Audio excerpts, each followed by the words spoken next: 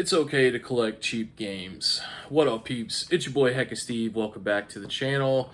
And today I'm here to say it's okay to collect cheap video games. Now, why do I bring that up? Well, a lot of the collectors here on YouTube, specifically the bigger ones that get, a lot of traffic, they always want to talk about the little Samsons, the Pokemon games, anything that's pricey, more than a couple $100, usually over $1,000. And that's cool and all, but for collectors that might be getting into collecting, like they're fairly new, they may feel discouraged from collecting because they see that and they think that, well, if I'm going to have a successful video game collection, I'm going to have to shell out hundreds and hundreds of dollars for one game, or maybe just a couple of games. And even with modern gaming, especially Nintendo stuff, you're gonna pay. I mean, this game's been out for years, but it's probably still $40, maybe a little more if you buy brand new, for sure. But I've got some games here that I recently picked up. Now, I've been neglecting my handhelds for quite a while, so I wanted to get a lot of handheld games. But I just want to go show you, man, there are a bunch of games that you can buy that are really fun and awesome for less than $15, and even more for less than $25. But specifically less than 15, because I feel like that's pretty cheap, considering how many hours of fun you'll get out of games and stuff like that. Now, this one is a 3DS game. And a lot of 3DS games are pretty cheap nowadays, unless you're going for your big boys, like your Pokemons. Well, hell, even the 3DS Pokemon games are kind of cheap. They're like $30 to $40, I think. It's been a while since I've checked prices because I don't really care that much about that. But I know that if someone is getting into collecting, that is a big concern for them. But this is Scribblenauts Unmasked. I paid $6.99, so $7. I haven't actually played this one. I played Scribblenauts on the original DS, but I figured, man, I need some 3DS games because I really only have a couple of high-dollar Pokemon games, which I do intend to play. And those are actually DS games, Heart Gold, Soul Silver. But this right here, I mean, having a game collection, just because a game is expensive doesn't make your game collection any better. It just makes it more valuable, obviously. But I mean, if you're collecting just because it's worth a lot of money, then it doesn't matter what game it is in the first place. You could just walk up to the game store, don't even look around, just be like, here's $100 to the cashier, go get me a game that's worth $100. Because at that point, you're taking all of the passion out of collecting. So, there's so many games that exist that are freaking awesome. But yeah, the Scribblenauts game, I haven't played that one, but I figured it's probably a lot like the original. It looks like it has DC characters in it too, so that might be pretty cool. Then I got 5 PSP games here, man. Need for Speed Most Wanted. This is $13.99. And these are just my local game store prices. Checkpoint Games in Shelby, North Carolina, which is kind of not really local, but I mean, I know the owner and stuff. We used to work together somewhere else. But Ratchet and Clank Size Matters, $12.99. I mean, if you like platformers, well, actually, this isn't really a platformer, but if you like Ratchet and Clank, that kind of stuff, I mean, dude, $13, can't beat it. Especially CIB, Twisted Metal Head On, fantastic game. Paid $10.99 for that, and you don't have to buy all these games at once. That's another thing too. And even some of these games are cheap on DKOs, which is known for being an expensive place to shop for video games. Then we got SOCOM 1, Fireteam Bravo. Look, this one's still sealed, $4.99. And I know PSP games, they're not usually as good as the PS2 counterparts, but I mean, who cares, man? It's just something to do and something, fun to have for cheap. $5.99 for SOCOM 2. I mean, hey, you can't beat that. And then even when you get into PlayStation stuff, I mean, Tomb Raider 3, $11, $11.99. Cool Borders 3, I took the sticker off of it, but I know it was probably $5 or $6. Need for Speed 2 and 3, Hot Pursuit. There's 2 right there. But yeah, I'm showing you all this because, man, when I was a kid, especially Need for Speed 2 and 3, we played this for hours and hours. Those are fun games. And they don't break the bank. Siphon Filter 2, that's another great one. Less than $15, man. And I just think that if you're gonna collect for video games, you gotta have your passion and your shit in the right place. Because, you know, owning a game that's really expensive is cool, I guess. But I mean, if it's not a good game, then how do you justify owning it? Just because it's worth a lot of money? Like, something like Chrono Trigger is awesome, you know? And yeah, it's like $250 for the cartridge. Thank God you could buy it on things like Steam and other digital, you know, libraries for, you know, like $15 or less. I don't know why they haven't put that on the Switch yet. But you don't have to have Chrono Trigger to have a really good RPG. You can get most Final Fantasy games for less than $30, especially in the PS2 era. You can get Final Fantasy X. Hell, you can get the remasters of 10. 10 and 10-2, you know, for the Vita. It's on the Switch. It's on just about everything, dude. And, you know, you can get that for probably $25 or $20 or less. So, you know, don't let the YouTubers hype you up, man, into thinking that you need to spend a lot of money for your game collection to be worth anything, you know, because if you own $500 games, that's still like $2,500 worth of shit. And you don't have to have these big hits to have fun with your game collection.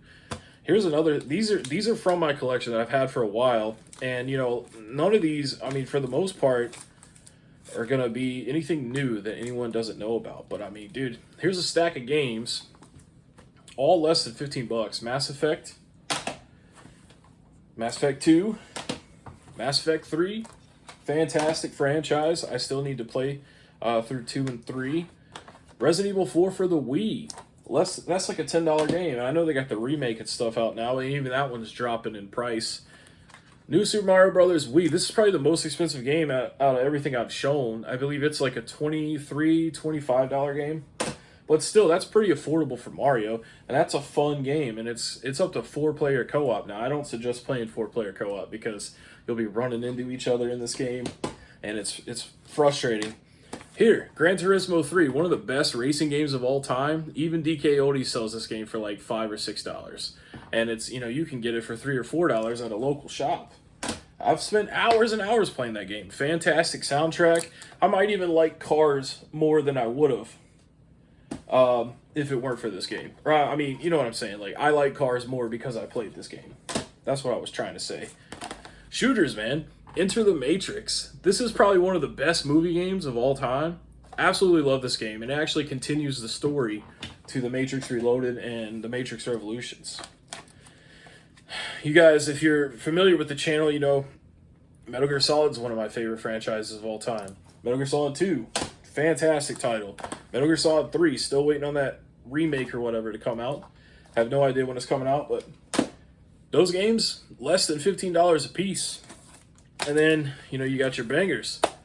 Halo 1 and Halo 2. I mean, it even says right here on the front of Halo, Game of the Year. You know, and you could pick that up for basically nothing. Same with Halo 2. They're probably on Game Pass. You know, and then of course you've got the Master Chief Collection. That's got all those on there, and they redid all the cutscenes and stuff. But I mean, I still think that nothing really beats the original experience. If you love a franchise enough, you need to experience your original versions and stuff like that. And that's the thing too. PS5, man, they could really help with the classic games. They could really help out this generation of gamers and stuff, because, you know, I touched on this in my previous video, Don't Let Video Game Collecting Ruin Your Life. Resident Evil 2 remake is freaking awesome. But if you love Resident Evil and you've never played the original, you need to. And that is quite difficult to do on a PlayStation 5. But then you go back to the PS3 era. They would sell these games Like, they had Capcom on their PlayStation Store, and you could buy this game, I think, for like $6.99. I own it on the PlayStation 3 store, and I call it the PlayStation 3 store because none of that stuff carried over to PS4, and none of it carried over to PS5.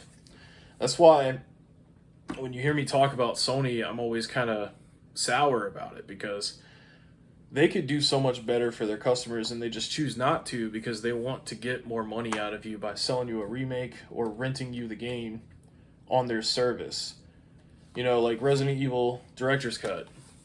That's on the PlayStation Now service. I own the game. I bought it on PS3 digitally, and I obviously own it physically. But I own it on my PlayStation account, but I can't play the game unless I'm subscribed to them, and I play their subscription version, which I think is bullcrap. But yeah, and those are just the games that I pointed out. There are tons of other huge games that are fun that you could play and collect for damn near nothing. I mean, dude, Arkham City, I know that game's less than $15. And that's another thing I wanted to point out too, is almost every game on this shelf, almost like 95%, have been, will be, or currently is available for $5. Because all these old games, man, like Lego, Indiana Jones, you can either buy this digitally for $5, or you can find it somewhere for $5. Left 4 Dead 2. This game is expensive.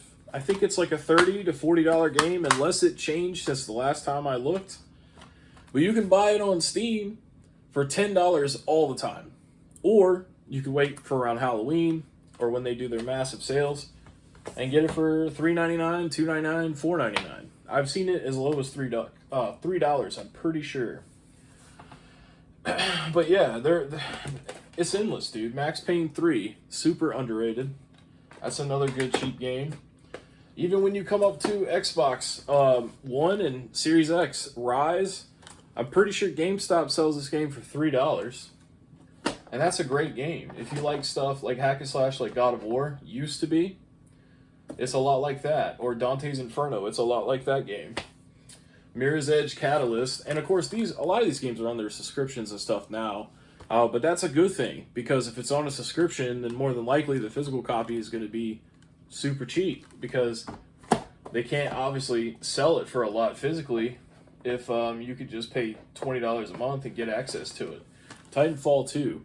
Surprisingly, one of the best campaigns to a first-person shooter I've ever played, and I've said that plenty of times in the past. $4.99 game. You can buy that for $4.99. So, it's okay to buy cheap games and collect cheap games. I would look at the PS5 and the PS4 library, but a lot of those are kind of expensive. A lot of those are over $20, other than things that are on multi-platforms. Like Shadow of the Colossus, I believe this was a $20 game. It might have been a little bit more. Oh, here's a good one. Little Big Planet 3. Look, I never even opened this, because I've played it when I did have PlayStation Now. But I believe I paid $10 for this brand new. So there are cheap games on all platforms everywhere.